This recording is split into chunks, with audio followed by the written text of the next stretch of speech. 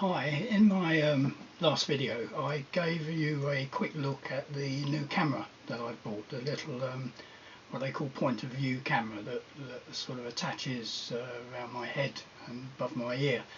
I thought today it might be useful to give you a few more details about it from a fishing point of view. Obviously on YouTube there are the usual unboxing videos which tell you all about the various bits and pieces, and there's quite a bit talking about the quality of the video and the different video settings. But I thought it might be useful just to talk about it more from a specific fishing point of view. Now, if you watched the last video, you will have seen that in use it works pretty well. I was very happy with it. In fact, it's very light, it's unobtrusive. You need to remember that it's on your head and not to move your head around too quickly and unnecessarily. It's got a gimbal stabilizer in it, so it actually does take out some of the movement that may be introduced by yourself as you're using it. It's because it's such a small camera, the gimbal has limited range, so it's not going to remove everything. But all in all, I found it a very good camera to use for fishing. The real icing on the cake for me was the little wrist strap that you get here that allows you to start and stop the video from wearing it on the wrist as I was yesterday, which is great. In fact, when you first get the camera, which comes in a lovely little box with all the parts sort of in there, just to show you what you get a 64 gigabyte micro SD card that comes with it. You get a card reader, multi-port card reader should you want to read the card outside the camera. You get a little cleaning cloth for keeping the lens clean, obviously. And this little thing here, in fact, is what when I first got it, this little control was in that, like a key ring, to put on your key ring. But you can pop it out. It's just soft rubber. You can pop it out and you can pop it into this wrist strap, which obviously for fishing is a far better arrangement. Obviously you get a lead to charge the thing, micro USB.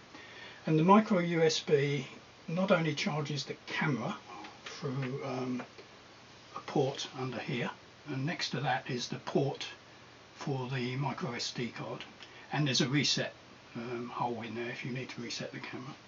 But it not only charges the camera, but it also there's a little port on the back of this micro SD port, so it recharges this little gizmo here as well. So that's basically what you get.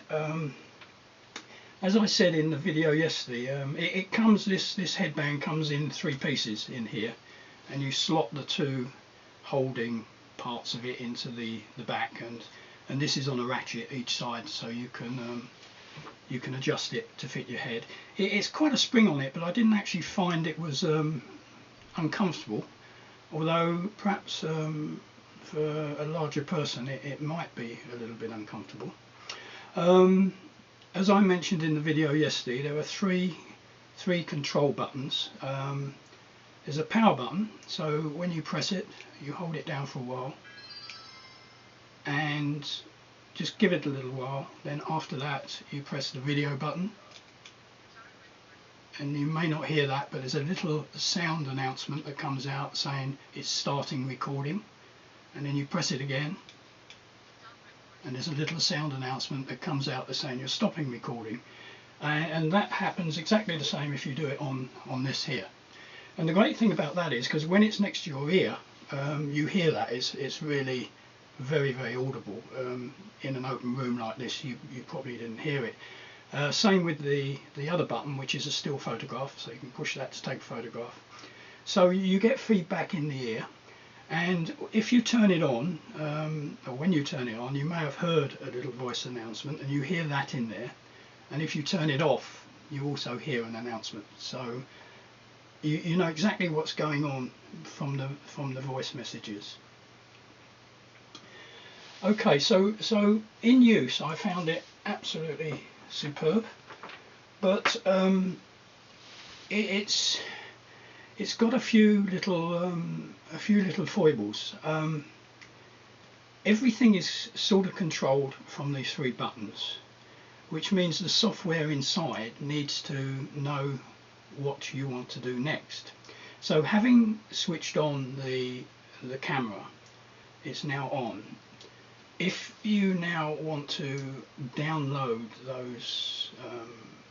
those pictures into an app, there is an app for iOS and Android. I've got iOS, so I can only comment about iOS.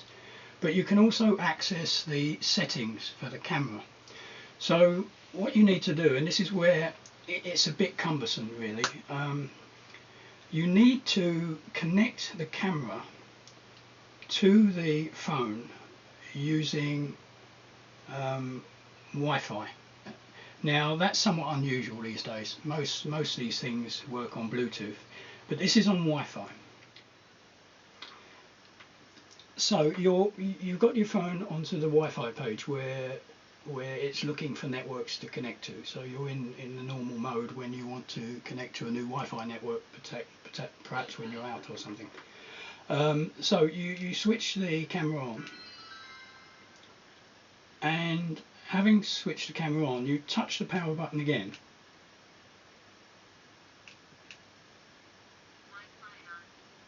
I had to do it twice there, I don't know why, but there's a little blue flashing light there now which says Wi-Fi on.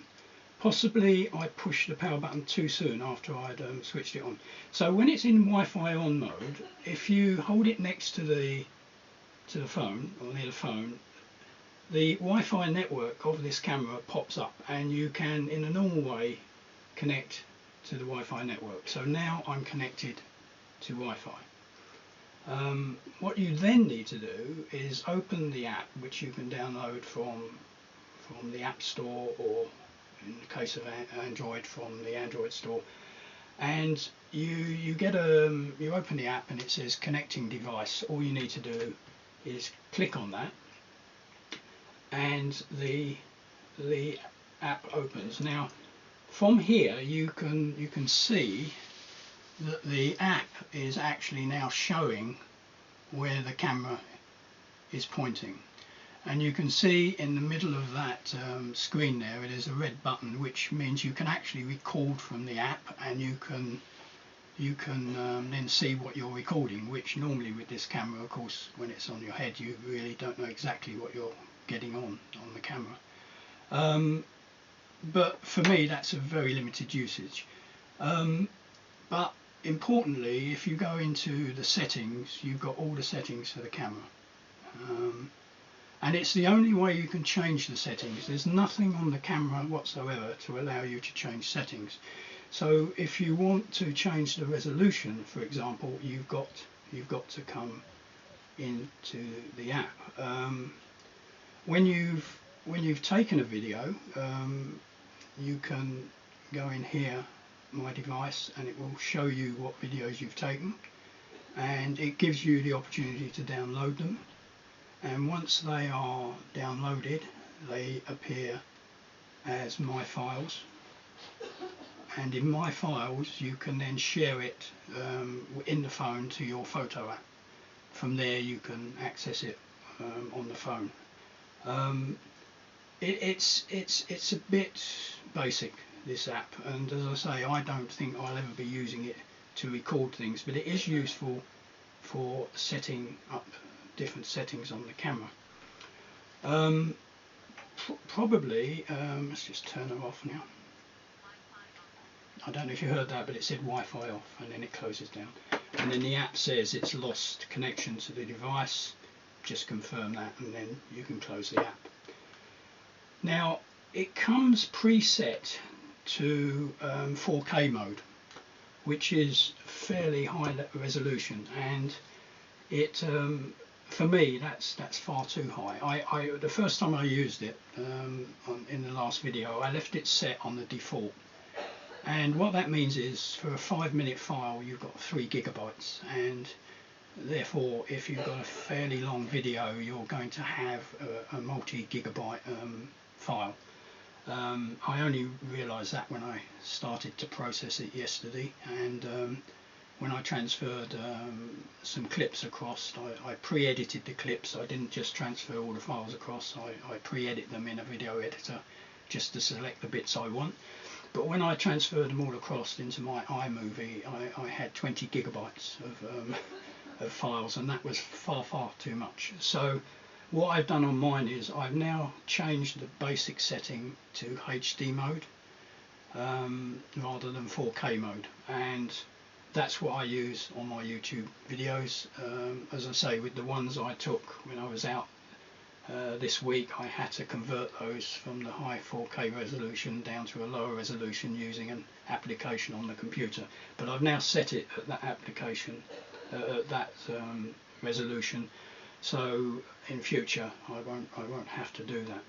It's interesting also that I'm not sure where the limitation was, but after when I took the videos this week, after 5 minutes of video, which equated to 3 gigabytes, that created a file on the camera, and then it immediately started creating a new file. Now you don't lose anything, it just means you've got 2 separate files. Now whether that limit is something to do with the filing system on the SD card, which limits it to 3 gigabytes, or whether the camera itself limits it to 5 minutes for each section, I don't know. As I say, you don't lose anything, but when you view it, you're viewing a bit of video and suddenly it ends, and you think, what happened there?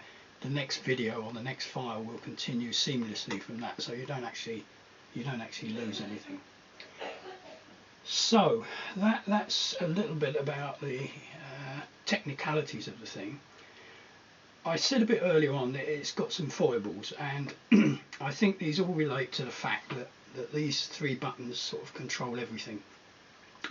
And occasionally, as you saw earlier, the Wi-Fi on didn't come on straight away when I pressed the power button after switching it on. I may have pressed it a bit too soon. Occasionally, for whatever reason, I've started a video, and when I've pressed the video to stop, it didn't stop using this button. But it has always worked using this controller. Now it might well be that I was flipping between using the controller and the buttons, and that confused the software in there. I'm not sure.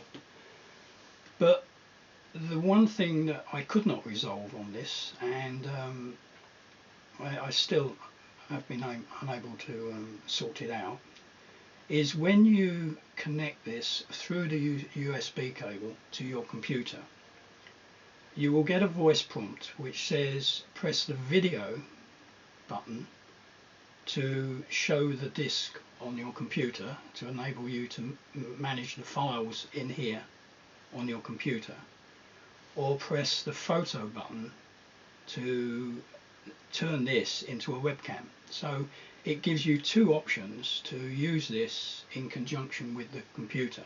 Now I've been unable to get this to work. I've played around with it for a considerable long time.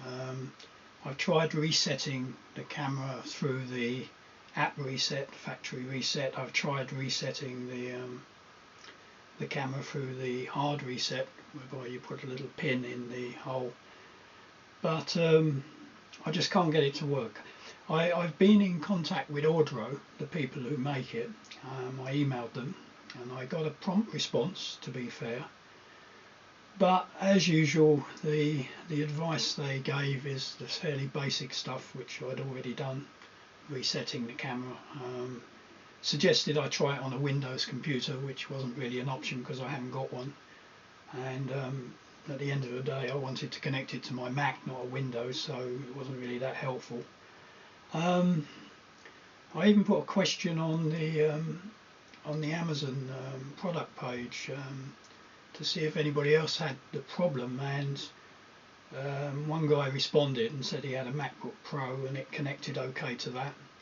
And I found a video, one of the sort of review videos where someone was connecting it to a Mac, So whether they had a slightly earlier version of it with a different firmware, a different software version, and whether it's been updated and something's changed, whether it is just a problem here, I don't know, but I've been unable to resolve it. To be honest, it doesn't really matter too much, because I can take the SD card out and I can put it in an SD card reader and read it into the computer. So having the ability to interrogate the device from by connecting it direct to the computer, it's not a big problem, and as everything else is just great as far as I'm concerned.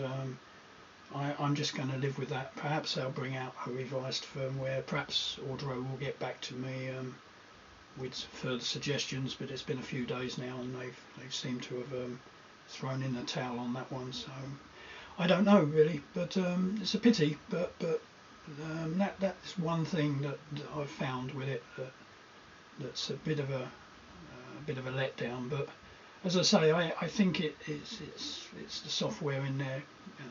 It may be the Mac computer, but why it doesn't connect to mine and connect to other people's, I really don't know. One thing I didn't mention, by the way, that you do get quite a good user manual with it. It's in English, obviously, but sometimes the English in these Chinese translation manuals is pretty ropey, but this is pretty good actually. It describes everything quite well, so that's another bonus point. So I thought it was useful to just go through those things to tell you the good points and the bad points. As I say, there are other YouTube videos reviewing this camera, but more in a general sense rather than in regard to fishing. So anyway, I hope that's been helpful, and if you have any other questions that I can answer, or I'll certainly, if you put a comment on the YouTube channel, I'll come back to you and try to let you know. But other than that, I think that's about it. There was a bit of a strange join in this video at one point, perhaps bit of continuity issue. The reason for that is I needed my phone and I needed this camera to demonstrate things, and I'm using an older camera to produce this video, which probably is in a lower resolution than normal anyway. And unfortunately, I think I exceeded the SD card limit on the camera, so part way through the video it just stopped when I was checking what I had done. It just literally stopped, so I had to record the last part again, and there might be a bit of a strange transition, a bit of a continuity issue where things aren't quite where they were before, or it looks like a sudden change as if something's been cut out. So apologies for that, but as I say, I was a bit struggling really. I usually use the iPhone for all my videoing, which is fantastic, but I'm on an old Lumix camera here, which is a very nice camera, but it obviously didn't have the capacity to do what I wanted it to. Anyway, that's it. I'll wind this up now. As usual, thanks for listening. Hope it's been helpful, and drop me a word if you want to know any more. Okay, cheers.